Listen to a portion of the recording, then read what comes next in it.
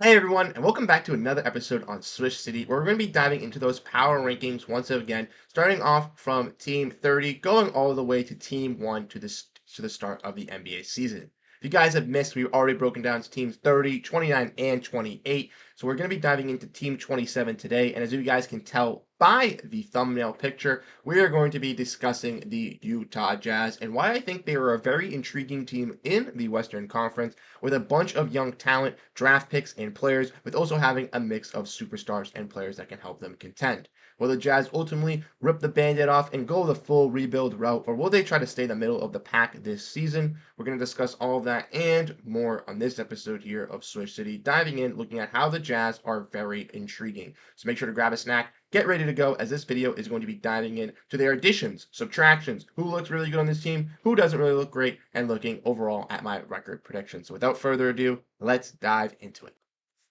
Like I discussed in the introduction, we're going to be looking over the additions, subtractions, and re-signings this Utah Jazz team did make. Overall, looking at their departures, they ultimately had to give up Chris Dunn in a three-team deal to acquire Russell Westbrook, which ultimately they ended up waiving Westbrook as well.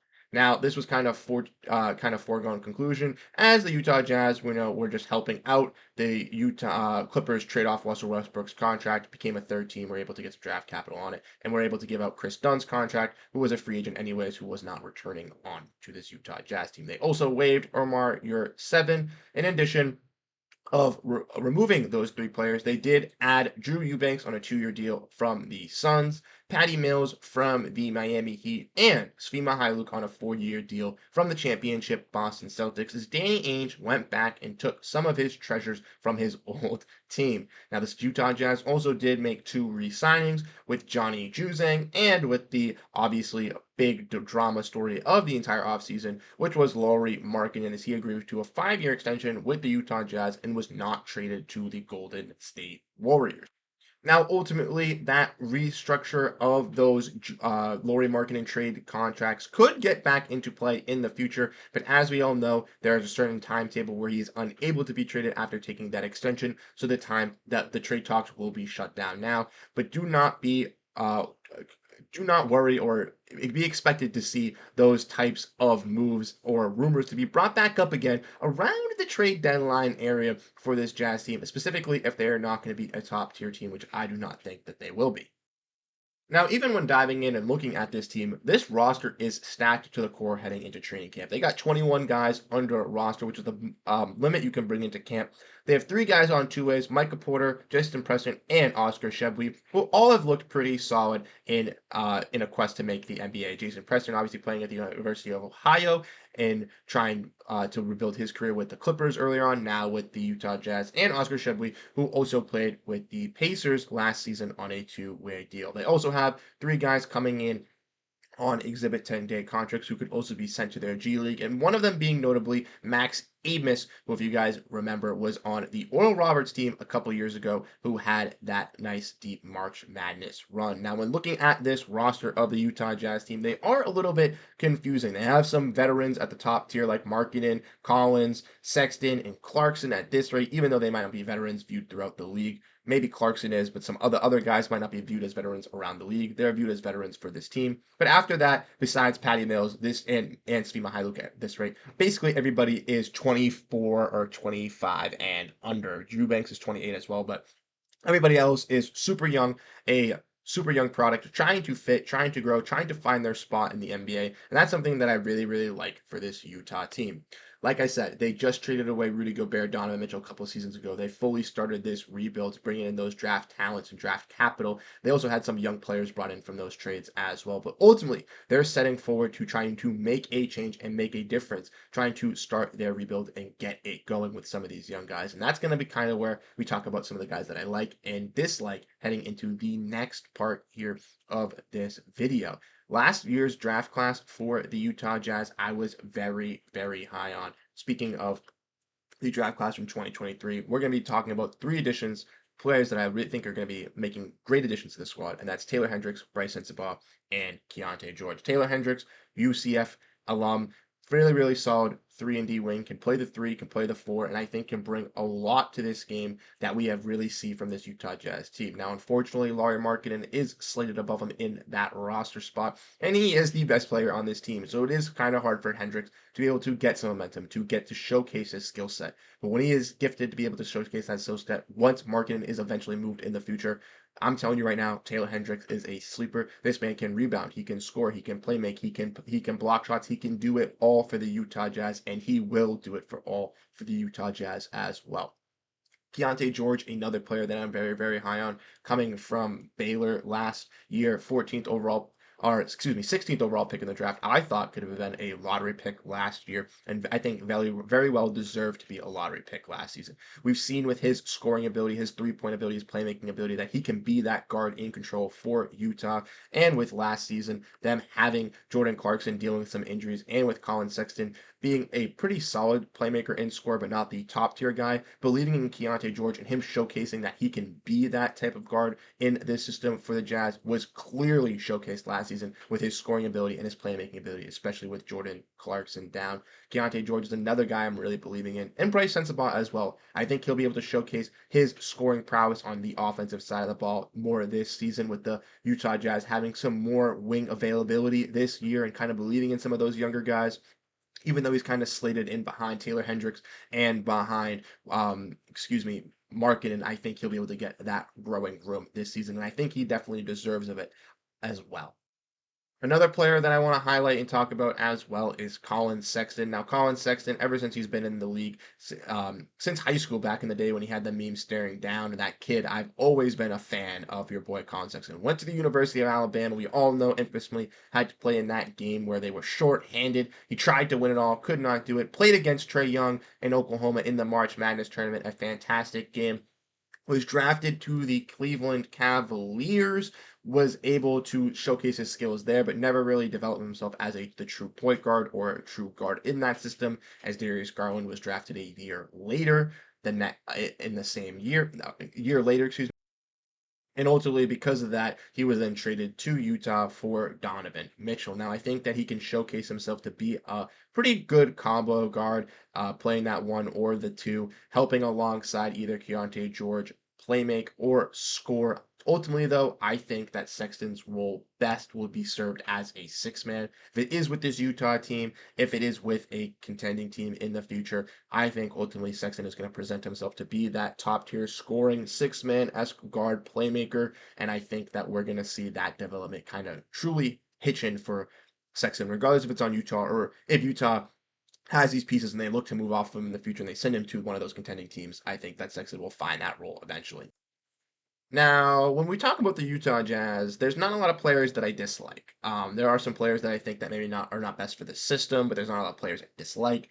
But this player here, I've been on the train. I've been believing in John Collins.